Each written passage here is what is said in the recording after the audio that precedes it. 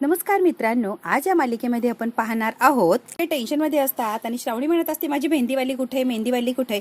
एक मुलगी येते आणि म्हणते श्रावणी ताई मेहंदीवाली मागच्या दाराने निघून गेली, मी आत्ताच बघितला होता. सगळ्यांनाच टेन्शन आलेलं असतं की मेहंदीवाली अचानक कुठे निघून गेली.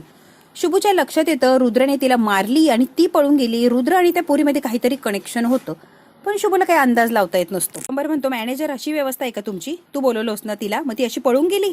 मेहंदी काढणार होती आणि अशीच पळून गेली, करायचं काय? श्रावणीच्या हातावर कोण मेहंदी काढणार, जबाबदारी घेताय का? मी म्हणतो काळजी करू नका, इथे एक व्यक्ती आहे की ती श्रावणीच्या हातावर उत्तम अशी मेहंदी काढू शकते. म्हणतात कोण? पृथ्वी म्हणतो भैया तू तू उत्तम मेहंदी काढतोस मला माहिती की, ती चांगली मेहंदी काढतोस मला माहिती की, त्यामुळे भैया श्रावणीच्या हातावर तूच मेहंदी काढणार, दुसरं कोणीच काढणार नाही. पृथ्वीने आता सगळ्यांच्या समोर सांगितलेलं असतं पृथ्वी मी काढणार नाही आणि मला जमणार नाही, प्लीज मला फोर्स करू नको. असं काय जमतंय आणि करणार तू, आणि श्रावणीसाठी तर नक्कीच. पृथ्वी प्लीज प्लीज भैया नको म्हणू नको, प्लीज श्रावणीसाठी तरी हो म्हण. नाही म्हटलं ना पृथ्वी, नाही जमणार आहे मला. तुला माहिती तेव्हा काय घडलं होतं, तेव्हा प्लीज त्या जुन्या आठवणी जाग्या करू नको, मी काढणार नाहीये. साहेब नाराज झालेले असतात आणि श्रावणी एकटक साहेबांकडे बघत असते की काय झालंय बाबा, एवढे का नाही म्हणतात. स्पष्ट असं सांगून टाकलेलं असतं की मला नाही जमणार प्लीज. श्रावणी उठलेली असते. श्रावणी म्हणते बाबा याआधी तुमच्यासोबत जे काही झाले असेल ते असेल, पण आता सगळं विसरून तुम्ही माझ्या हातावर मेहंदी काढणार आहात. ते कदाचित एक बडबड नाही करायचं ना. असेल. मागे सर तू मांडीवर घेते. भूतकाळात जे काही झाले ते प्लीज विसरा ना. बोटाने दाबायच्या. बाबा मला भूतकाळात जे ते झालं विसरून जायचं आणि माझ्या हातावर तुम्हीच मेहंदी काढायची आणि मला तुमच्या हातानेच मेहंदी काढलेली हवी. काही झालं तरी तुम्हीच मेहंदी काढणार आहात बाबा. स्वीटी आणि नंदा आत्याचं तोंड फार वाकडं झालेलं असतं की विश्वंभर काढणार का या पोरीच्या हातावर मेहंदी. श्रावणी म्हटली एवढी लाडकी लेक म्हटल्यावर विश्वंभर साहेब तर ऐकणारच आणि तिचा हट्ट पूर्ण करणारच. तुमच्या हाताने मेहंदी काढायचं भाग्य मिळते आणि ते मला भाग्य मिळवायचंच आहे. प्लीज असं म्हणू नका. आणि किती मुलींना वडिलांच्या हाताने मेहंदी काढण्याचं भाग्य मिळतो, तेवढी भाग्यवान मी स्वतःला समजते. त्यामुळे माझ्या हातावर मेहंदी तुम्हीच काढणार आहात. आता श्रावणीने इमोशनल केलेलं असतं आणि श्रावणी पुढे थोडीच नाही म्हणणार आहे. त्यांच्या डोळ्यात पाणी आलेलं असतं. साहेब हसतात. साहेब आता स्वतः श्रावणीच्या हातावर मेहंदी काढायला बसलेले असतात. सगळ्यांनाच आश्चर्याचा चक्का बसतो की साहेब मेहंदी काढताय चक्क आपल्या मुलीच्या हातावर. की कौतुकाने साहेबांकडे बघत असते, इतकी कौतुकाने की बस सगळे लाड पुरवून घेत असते, अगदी हट्टीपणा करत असते. आणि सगळे आता इतका आनंदी झालेला असतो की शेवटी हे बाप लेक एकत्र आली. त्याला फार छान वाटत असतं. या प्रेमासाठी श्रावणी तरसलेली असते आणि शेवटी तिचं ते प्रेम तिला मिळालेलं असतं. तिचे बाबा फायनली तिला मिळतात. खूप खूप प्रेम करत असतात आपल्या लेकीवर आणि हे नंदा आत्याला अजिबात सहन होत नसतं. ती वाकडं तोंड करून बसलेली असते. सगळेच खुश असतात, फक्त नंदा आत्याला फार वाईट वाटत असतं. पृथ्वी काका आणि अपर्णा काकू एकमेकांकडे बघून हसत असतात आणि साहेबांना इतकी सुंदर मेहंदी काढलेली असते श्रावणीच्या हातावर, कमाल, एक नंबर अशी मेहंदी काढलेली असते. पृथ्वी जे बोललेलं असतो की साहेब खूप सुंदर मेहंदी काढतात, खरंच एक नंबर अशी मेहंदी काढलेली असते.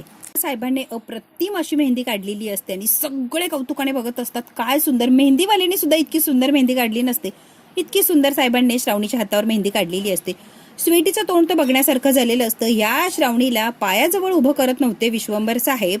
आता काय लाड करतायत, हट्टीपणा म्हणून तर काय तिला मेहंदीच काढताय, काय चाललंय इकडे. आता अण्णा जरा बाहेर चाललेले असतात. कारभारने जरा बाहेर जाऊन येतो. ग साने, हे साने काय झालंय ग, अभ्यास करायचा आहे. सानिका तोंड फुगवून बसलेली असते. तिला टेन्शन असतं की आता करायचं काय. तिच्या डोक्यात वेगळं टेन्शन असतं आणि अण्णांना त्या टेन्शनची जरा सुद्धा काही कल्पना नसते. आई आणि सानिका दोघीच मात्र टेन्शन मध्ये असतात. म्हणतात शिक, इतकी मोठी होणं साने, सगळी स्वप्न पूर्ण कर बघ. महत्वाचं आई बापाचं नाव मोठं कर ग बाई. लागू दे साने, सांग आणि सगळ्या इच्छा पूर्ण करतो आम्ही आणि तू आमच्या इच्छा पूर्ण कर ग बाई. खूप खूप शिकून मोठी हो. म्हणतात कारभारने आलोच ग मी. आता अण्णा बाहेर निघून गेलेले असतात. आई लगेच अण्णांच्या मागेच उठणं गेले की काय खात्री करते. काय म्हटलं बघितलं का सानिके, नाव मोठं कर. त्याला काय माहिती नावाला काळ फासायला निघाली ही. नाव मोठं करणं तर लांबची गोष्ट आहे.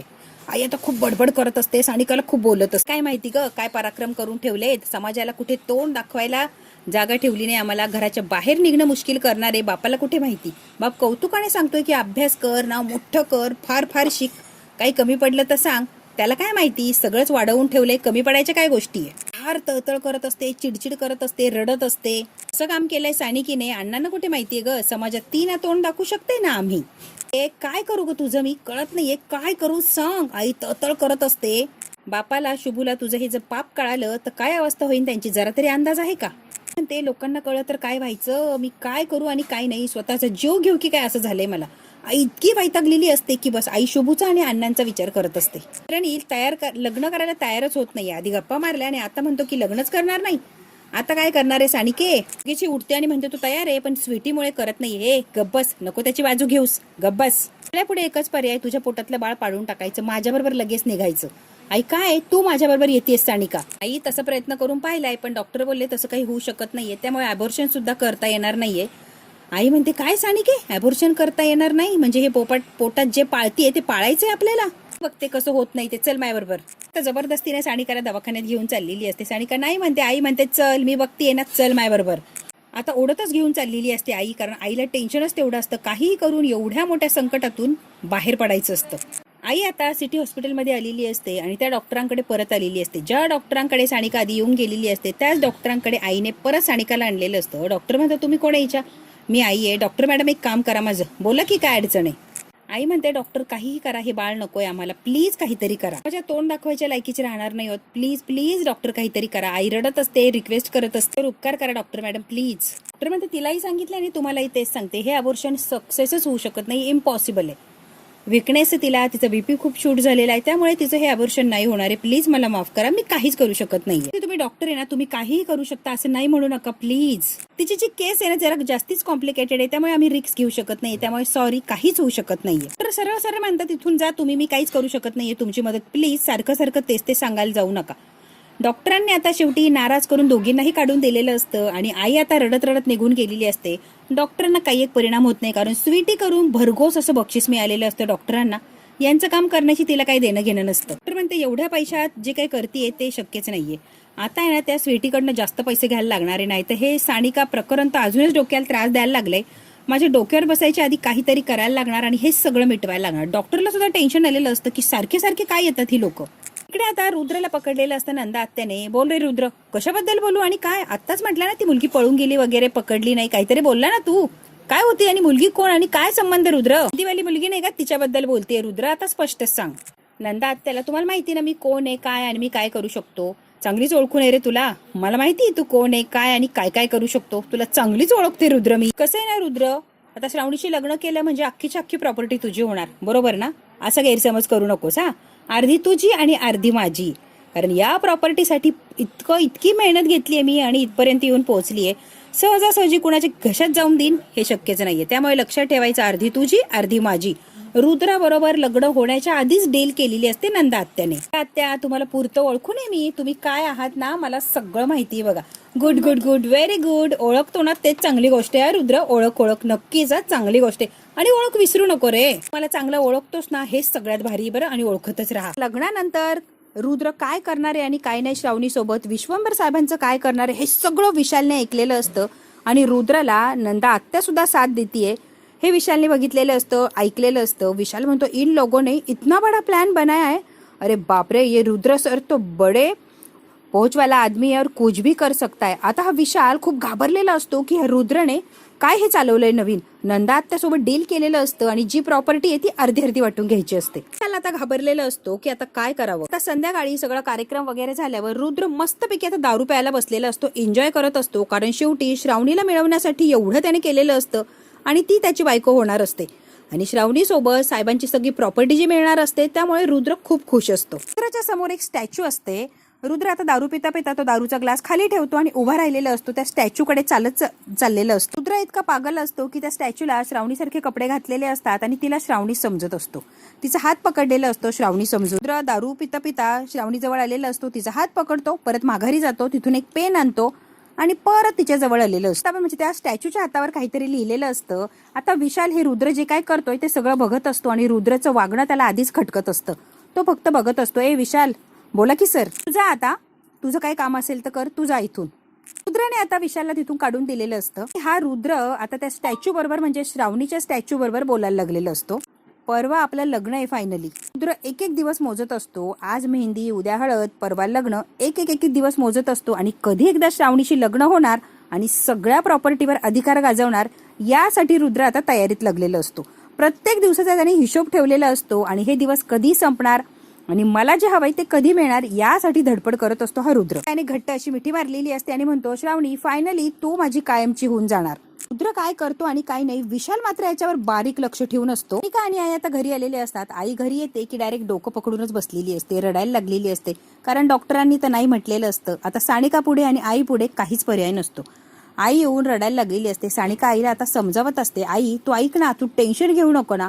पण आई टेन्शन घेणं ही साहजिकच गोष्ट आहे. कारण सानिकाने जे केलंय ते आता बाबांना किंवा शुभूला जर कळालं तर काय होणार या भीतीनेच आई टेन्शन मध्ये आलेली असते आणि आई अगदी रडायला लागलेली असते. सानिका म्हणते की तू दादाला का म्हटली नाहीस की स्वीटीशी लग्न कर. दादाने जर स्वीटीशी लग्न केलं तर माझं सुद्धा लग्न होणार ना इंद्रनीलशी. मग तू बोल की दादाशी. सानिका आईवर आवाज चढवते आणि म्हणते की तुला कळत नाहीये का, अगं माझी काय सिच्युएशन होतीये, बोल की त्याच्याशी, म्हण त्याला स्वीटीशी लग्न कर. सानिका मोठ्याने म्हणते आई काहीतरी बोल आणि माझ्या प्रश्नाचं उत्तर दे. आई आता सटकन अशी कानाखाली ठेवून देते की सानिकाचा आवाजच बंद झालेला असतो. ती म्हणते माती तू खाल्लीस आणि भोगायला माझ्या पोराला लावतीस होय, लाज वाटत नाही सानिके. त्याच्यावर आवाज चढून बोलतीयस. पापाचे भोग आम्ही भोगतोय सानिका, जराही लाज वाटत नाहीये. म्हणते आमचं आयुष्य तुझ्यामुळे बर्बाद झालंय.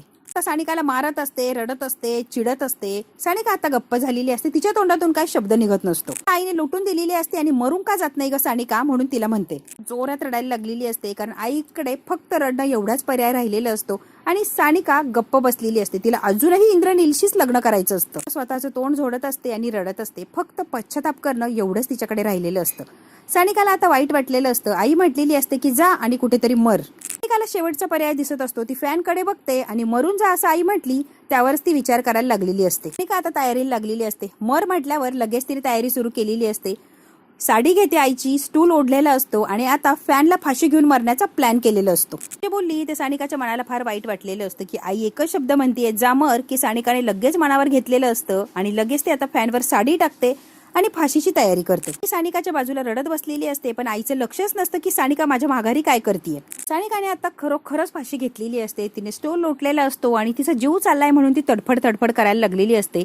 जेव्हा स्टूल जोरात ढकलून देते तेव्हा आईच्या जवळ येऊन स्टूल पडलेला असतो. आई जेव्हा माघारी बघते की स्टूल कसा पडला म्हणून बघते तर काय पंख्यावर लटकलेली सानिका असते आणि आई का किंचाळी म्हणून शुभू आलेला असतो पळत. समोर बघतो तर काय सानिका पंख्याला लटकलेली असते. जोरात असा शुभू किंचाळलेला असतो. सानिका पटकन स्टूल ठेवलेला असतो आणि शुभूने वरच्यावर तिला उचललेली असते. सानिका थोडक्यात बचावलेली असते, नाही तर आज सानिका चालली होती देवाघरी. शुभूने आईने घाई केलेली असते आणि सानिकाचा जीव वाचवलेला असतो. तिला जेव्हा त्रास खाली घेतात तेव्हा तिला खूप त्रास व्हायला लागलेला असतो, ठसका लागलेला असतो, घशाला कोरड पडलेली असते. शुभू आता तिला व्यवस्थित खाली घेतो. आता तिला व्यवस्थित खाली बसवतो. आई पाणी आण ग. आई आता पटकन गेलेली असते पाणी आणायला. आता पाणी वगैरे प्यायला दिलेलं असतं सानिकाला. झालंय सानिका आणि तू हे काय करत होती, तुला कळतंय का. शुभू चिडलेला असतो आणि जोरात ओरडत असतो, कोणी सांगणार आहे का काय झाले आणि इने इतकं टोकाचं पाऊल का उचललंय. आई मला काहीतरी उत्तर हवंय. आई काही बोलायला तयार नसते. आई फक्त रडत असते आणि शुभूच्या कुठल्याच प्रश्नाचं उत्तर देत नसते. घरात काय चाललंय मला कळेल का आई. दोघी नेमकी काय लपवताय, मला उत्तर हवंय. दादा तुझ्या समोर असताना मरणाचा विचार कसा करतेय ग सानिका, आणि एवढी मोठी झाली सोय काहीही निर्णय घ्यायला लागलीस. सानिका मी विचारतोय काय झालंय का, तुला तर परत विचारतोय काय झालंय, मला उत्तर हवंय. सानिका खूप हिम्मत करते आणि खूप वेळा शुभूने विचारल्यावर अगदी हिम्मत करून अडखळत म्हणजे दादा मी प्रेग्नंट आहे. आता मात्र शुभूच्या पायाखालची जमीन सरकलेली असते. जब्बर असा धक्का बसलेला असतो शुभूला.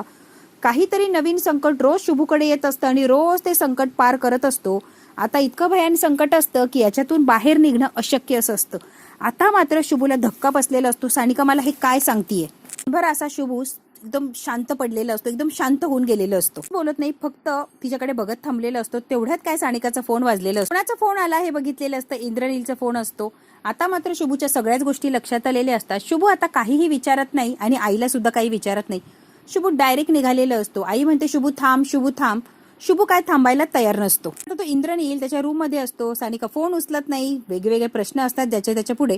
आता मात्र इंद्रनील करत शुभू धावतच आलेला असतो आणि इंद्रनीलने आवाज ऐकले की शुभू एवढ्या रागाने आलाय. शुभू आला तसा इंद्रनीलचा गचंडी पकडतो. इंद्रनील तुझी हिंमत कशी झाली, बरोबर असं का केलंस, उत्तर दे इंद्रनील. जरा आरडाओरडा करत असतो आणि माझ्या प्रश्नाचं उत्तर द्या इंद्रनील. स्वीटी आलेली असते. काय करायला, सोड रे त्याला पकडायचं काही हिंमत केली रेस तू, माझा भाऊ आणि माझ्या भावाला का हात लावलास.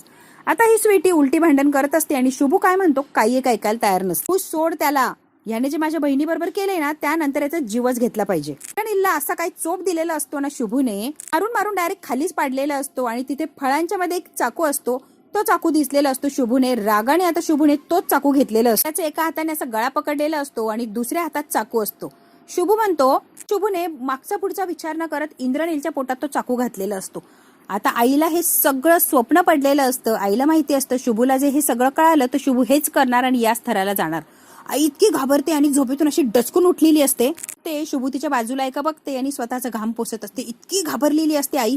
इतकं भयानक स्वप्न पडलंय की आईला घामच आलेलं असतो. त्या बाजूला झोपलेलं असतो. आईला जरा बरं वाटतं, पण ते हे सगळं शुभूपासून लपवायला लागणार काहीही करून. आईने जे बघितलेलं असतं ते भयानक स्वप्न असतं तिचं, की सानिकाने स्वतःला संपवण्याचा प्रयत्न केला आहे. शुभूला कळालं, मग तो इंद्रनीलला मारून टाकतो. हे सगळं आईचं स्वप्न असतं. आई म्हणते शुभूला कळायच्या आधी सगळ्या गोष्टी मला व्यवस्थित करायला लागतील. अपर्णा काकू आलेली असते. श्रावणी, चुड्याच्या कार्यक्रमासाठी जी साडी काढून ठेवली ती साडी नेसायची आहे तुला. मेहंदी किती गडद रंगली आहे मेहंदी. वाव, खूप सुंदर दिसते श्रावणी. मेहंदी एक नंबर. काकू आणि श्रावणी छान अशा गप्पा मारत असतात. मेहंदी रंगली, मेहंदीचं कौतुक चाललेलं असतं. तेवढ्यात काय रुद्र आलेलं असतो. मला श्रावणींशी जरा बोलायचं होतं काकू. म्हणते हो हो बोला तुम्ही. पण काकू बाहेर निघून गेलेली असते. रुद्र येतो आणि श्रावणीच्या हात इतके जोरात ओढतो. ती म्हणते आओ सॉरी सॉरी सॉरी चुकून झाला. मुद्दाम त्याने असे जोरात तिच्या हात खेचलेले असतात. हातावरची मेहंदी बघायची होती ना म्हणून ना, एक्साइटेडमेंट होती ना म्हणून जोरात पकडला. Sorry sorry sorry. ती खूप छान रंगली आहे, खूप छान रंगली आहे श्रावणी मेहंदी. श्रावणीच्या मेहंदीमध्ये यस असं लिहिलेलं असतं. हा बरोबर ते वाचतो. हे यस म्हणजे काय? नाव का नाही टाकलंय मेहंदीमध्ये? एसच लिहिलंय फक्त, बाकी माझं नाव नाहीच लिहिलंय मेहंदीमध्ये. Yes for Shubhankar direct Rudra बोललेलं असतं श्रावणीला. पटकन हात माघारी घेते आणि म्हणते नाही श्रावणी मला चांगलंच माहिती आहे, सुद्धा शुभंकरला विसरला नाही आहात, त्यामुळे माझी खोटं बोलायला जाऊ नका. माझं नाव मेहंदीत का नाही टाकलं? शुभंकरला विसरायला हवं. श्रावणी लक्षात ठेवा, काही करून शुभंकरला विसरायचंय. त्या आयुष्याची नवीन सुरुवात होणार आहे. मागचं सगळं विसरून जायचंय, कळतंय का? नव्याने सुरुवात करायची आपल्या आयुष्याला. श्रावणी मी काय म्हणतोय समजतंय ना? त्या गोष्टी मागेच ठेवायच्या आणि माझ्यासोबत पुढे जायचं. कळलंय का श्रावणी? मला काय सांगायचंय? म्हणते हो तर सगळं विसरणारच आहे. त्याची डिझाईन आहे, बाकी काहीच नाही आणि सगळं बाबांनीच काढलंय. तुम्ही तर बघितलंय ना. त्याला आता राग आलेला असतो. मार्कर घेतो. पुत्राने तिचा हात जबरदस्तीने घेतलेला असतो आणि मार्करने ते सगळं खाडाखोड करत असतो. ते यस नाव असतं ते पुसण्याचा प्रयत्न करतो. अहो मेहंदीची डिझाईन आहे, मेहंदीची डिझाईन आहे, तरी रुद्र तिचा हात काय सोडायला तयार नसतो. आता अपर्णा आलेली असते. अपर्णाला सुद्धा जरा विचित्रच वाटतं. ती म्हणते रुद्र सर परत आलात का?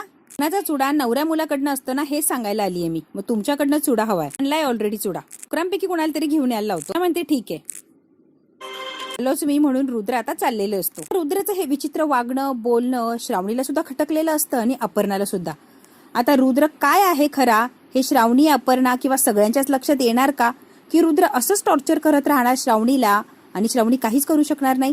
हे जर बघायचं असेल मित्रांनो तर बघायला लागणार आपल्याला पुढचा भाग. हा भाग इथेच संपतो. व्हिडिओ आवडल्यास लाईक शेअर सबस्क्राईब नक्की करा. धन्यवाद मित्रांनो.